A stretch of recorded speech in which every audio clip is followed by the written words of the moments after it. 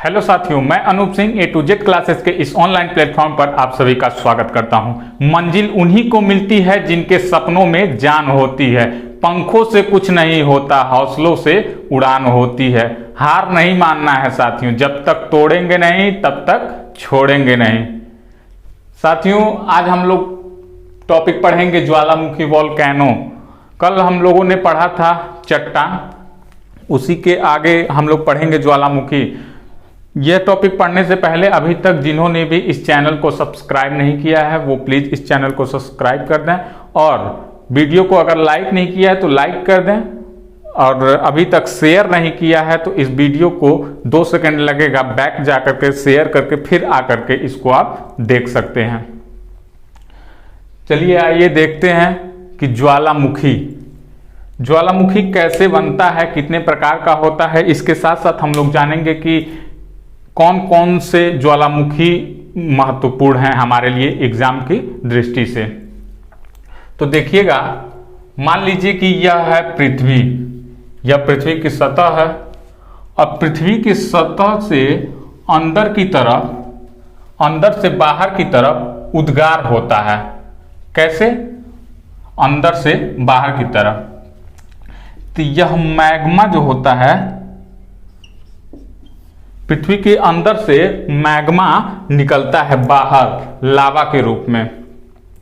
पृथ्वी के सतह का वह छिद्र, पृथ्वी के सतह का वह छिद्र, ऐसी दरार जहां से मैग्मा निकलता है, जो लावा का रूप ले लेता है, उसे क्या कहते हैं? ज्वालामुखी कहते हैं।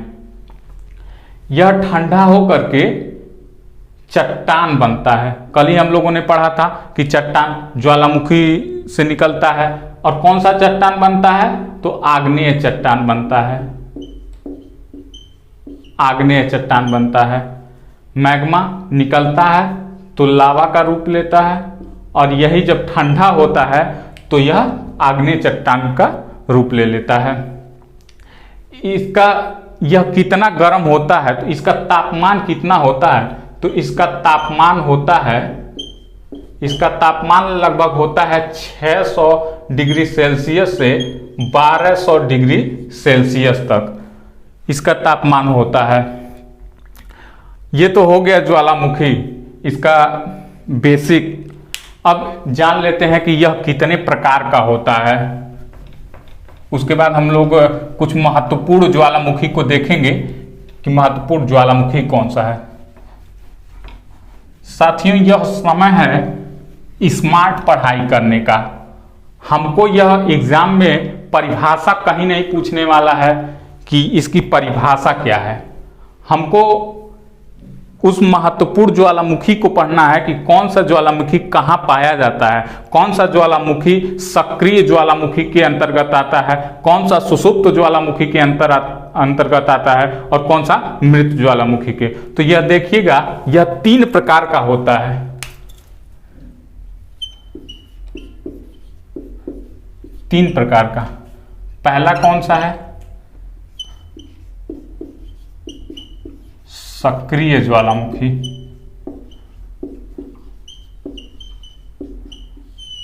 सक्रिय ज्वालामुखी किसे कहते हैं?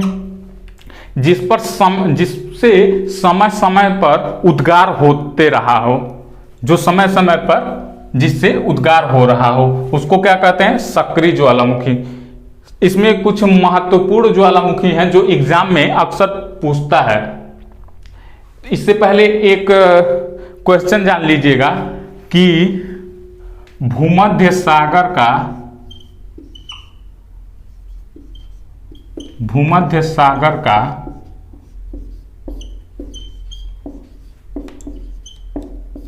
प्रकाश स्तंभ, भूमध्य सागर का प्रकाश स्तंभ किसे कहते हैं? तो यह स्ट्रोम्बोली ज्वालामुखी को।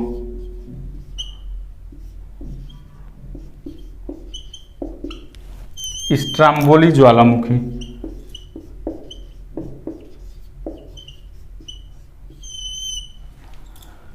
और यह कहां पाया जाता है? तो यह प्रशांत महासागर में, प्रशांत महासागर बहुत महत्वपूर्ण क्वेश्चन है, क्योंकि यह एग्जाम में बहुत बार पूछा हुआ है, इसलिए सबसे पहले मैंने इसी को लिखवाया। और यह किसके अंतर्गत आता है? तो यह सक्रिय ज्वालामुखी के अंतर्गत आता है।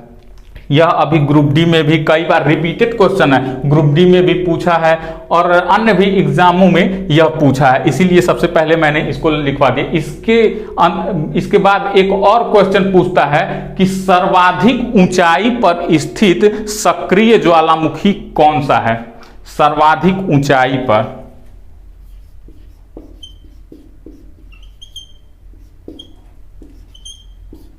सर्वाधिक ऊंचाई पर स्थित।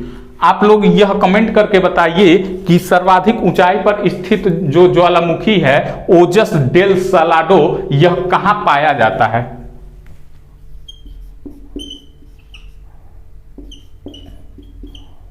ओजस डेल सलाडो, ओजस डेल सलाडो, यह भी एग्जाम में बहुत बार पूछा गया है, इसीलिए इसको भी नोट करते हुए चलिएगा।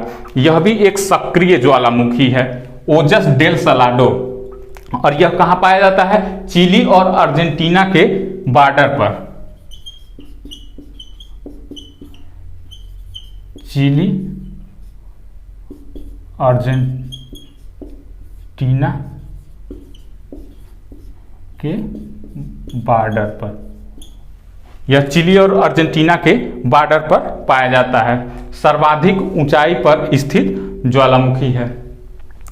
अब इसके साथ साथ कुछ और सक्रिय ज्वालामुखी को देख लेते हैं कि कुछ और सक्रिय ज्वालामुखी जो एग्जाम की दृष्टि से महत्वपूर्ण हैं, जो एग्जाम में पूछे जाते हैं, उसको देख लेते हैं।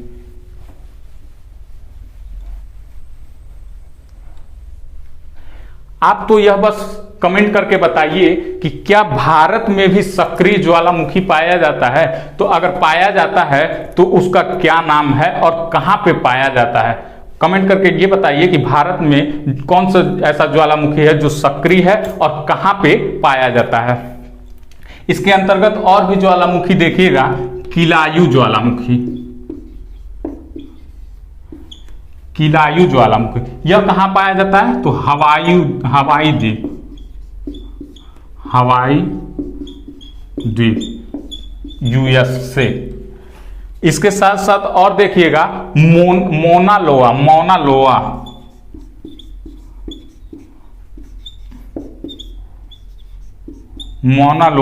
ज्वालामुखी, यह कहां पाया जाता है? तो यह भी हवाई द्वीप पे पाया जाता है, यूएसए में। ठीक है, इसके साथ साथ माउंट एटना,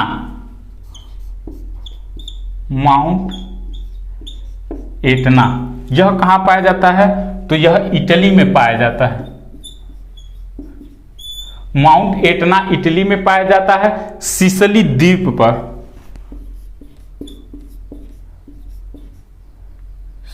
सिसिली द्वीप।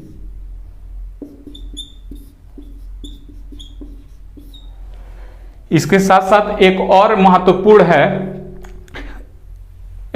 आप लोगों ने बताया कि भारत में कौन सा पाया जाता है? क्या कमेंट कर रहे हैं भाई?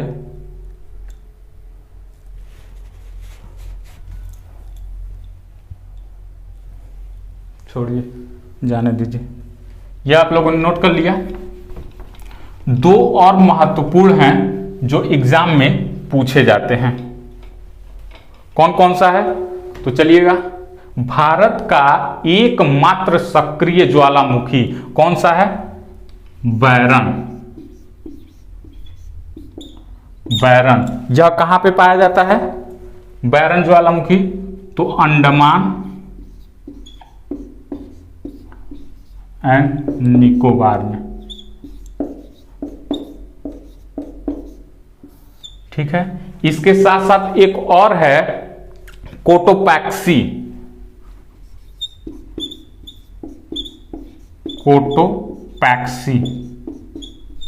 यह कहां पे पाया जाता है? इक्वाडोर।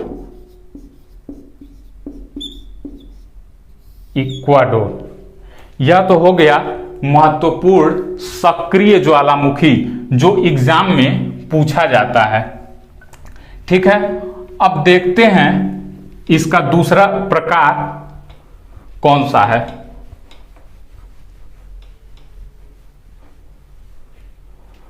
दूसरा इसका कौन सा प्रकार है? तो दूसरा है सुषुप्त या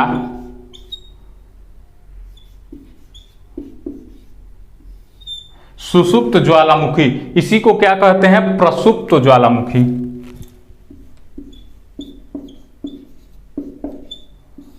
प्रसुप्त ज्वालामुखी। यह क्या होता है?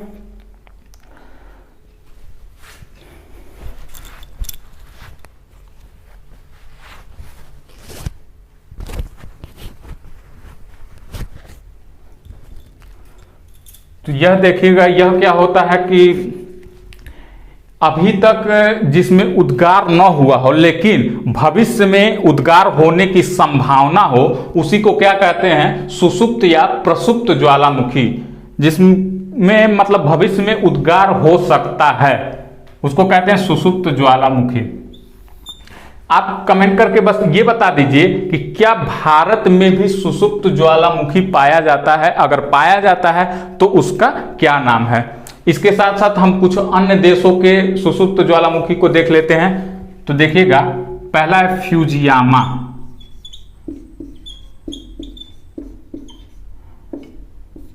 फ्यूजियामा यह कहां पाया जाता है?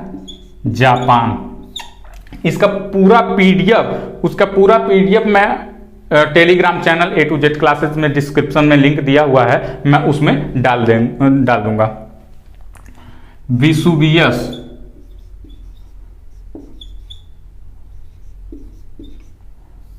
विसुवियस यह कहां पाया जाता है?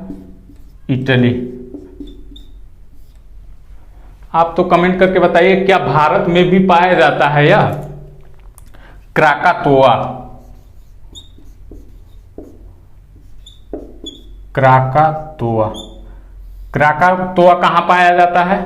हाँ, भारत में भी पाया जाता है। क्राकातोआ इंडोनेशिया।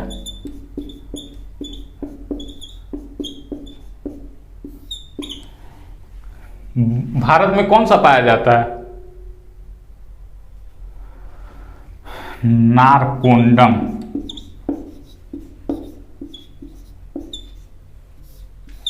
नारकोंडम यह कहां पाया जाता है? नारकोंडम यह भी पाया जाता है अंडमान और निकोबार में। अंडमान और निकोबार में यह भी एग्जाम में बहुत बार पूछा गया है कि भारत का सुषुप्त ज्वालामुखी निम्नलिखित में से कौन सा है? तो नारकोंडम अंडमान निकोबार में पाया जाता है। अब इसका दो प्रकार हम लोगों ने जान लिया।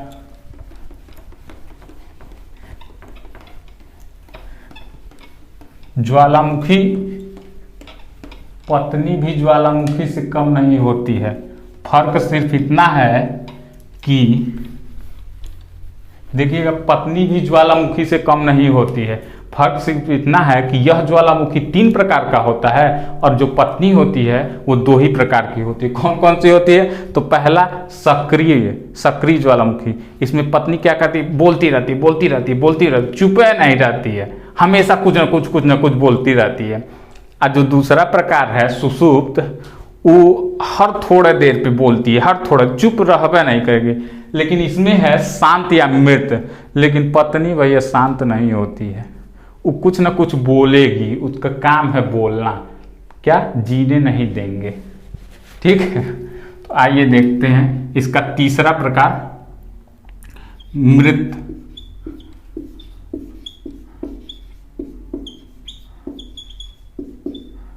मृत ज्वालामुखी। इसका तीसरा प्रकार है। मृत ज्वालामुखी में कौन कौन सा आता है?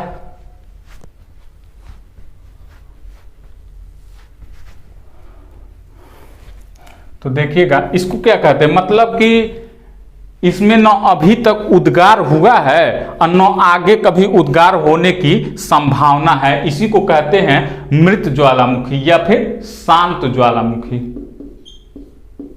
शांत ज्वालामुखी। और इसका कुछ महत्वपूर्ण देख लेते हैं कि कौन कौन सा इसमें आता है।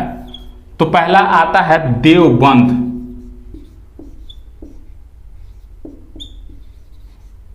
देवबंद, आप यह केवल कमेंट करके बता दीजिए क्या भारत में भी यह मृत ज्वालामुखी पाया जाता है, कमेंट करके बताइए। देवबंद, इसी को कहते हैं कोह सुल्तान। कोह सुल्तान यह कहां पाया जाता है? तो यह पाया जाता है ईरान में। ईरान, यह देखिएगा इंपॉर्टेंट है, एग्जाम में पूछा गया है कि कोह सुल्तान, कभी यह कोह सुल्तान के नाम से आता है तो कभी यह देवबंद के नाम से आता है। इसका दो नाम है, इसीलिए यह इंपॉर्टेंट है। कहाँ पाया जाता है? ईरान में पाया जाता है। अब दूसरा क्या है? दूसरा है एकांग गुआ। एकांग गुआ,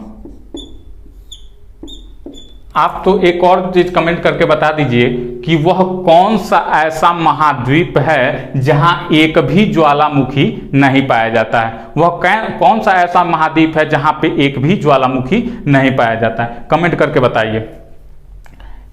एकांग गुआ यह कहां पाया जाता है? एंडीज पर्वत पर। एंडीज पर्वत पर एकांग गुआ, एंडीज पर्वत पर। अब इसमें एक और महत्वपूर्ण है चिम्बराजी।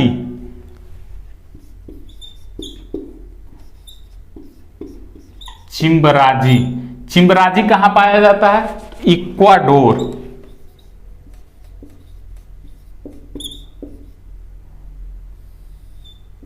इक्वाडोर, क्या बता रहे हैं? हाँ, ऑस्ट्रेलिया। ऑस्ट्रेलिया एकमात्र ऐसा, ऑस्ट्रेलिया एकमात्र ऐसा महाद्वीप है जहां पे एक भी ज्वालामुखी नहीं पाया जाता है। ठीक है, तो हम लोगों ने ज्वालामुखी चैप्टर को देख लिया, इसके महत्वपूर्ण ज्वालामुखी को देख लिया कि कौन सा ज्वालामुखी सक्रिय के अंदर आता है। इसका पूरा पीडीएफ मैं Telegram channel A to Z classes में लिंक पिन है, उसमें मैं डाल दूंगा। कुछ महत्वपूर्ण जो ज्वालामुखी था हम लोगों ने यहाँ पे पढ़ लिया। अब देखिएगा, और अभी तक जिन्होंने भी इस चैनल को सब्सक्राइब नहीं किया है वो प्लीज़ इस चैनल को सब्सक्राइब कर दीजिए और वीडियो को ज़्यादा से ज़्यादा शेयर किया कीजिए। ठीक है, मिलते हैं नेक्स्ट क्लास में नए टॉपिक के साथ, तब तक के लिए धन्यवाद।